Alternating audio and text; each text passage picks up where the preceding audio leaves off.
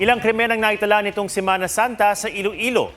May lalaking pinatay ng mga kainuman at outing na nabulabog ng pananaksak at pagbaril bunsod ng alitan ng magkakabarangay. May spot report si Darlene Kai. Namayani ang takot sa mga residenteng nag-outing nitong Biyernes Santo sa Malagumpit River sa Kalinog, Iloilo nang biglang magkagulo.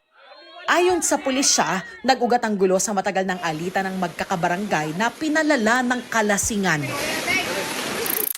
Sa Bagalay, asa naglabot sa labanay kag pagtiro sa duwa biktima.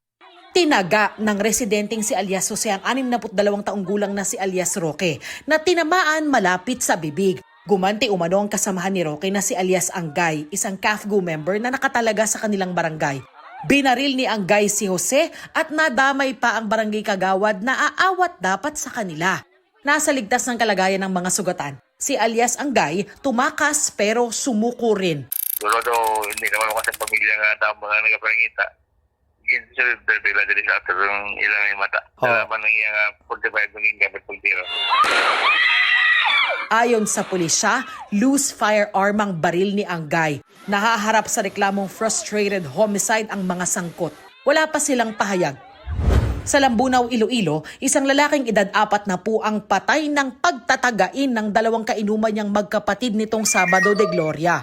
Batay sa investigasyon, nagkaroon ng pagtatalo ang biktima at isa sa mga suspect. Dito na umano tinaga ang biktima. Bumunot din ng itak ang kapatid ng suspect at pinagtataga na rin ang biktima.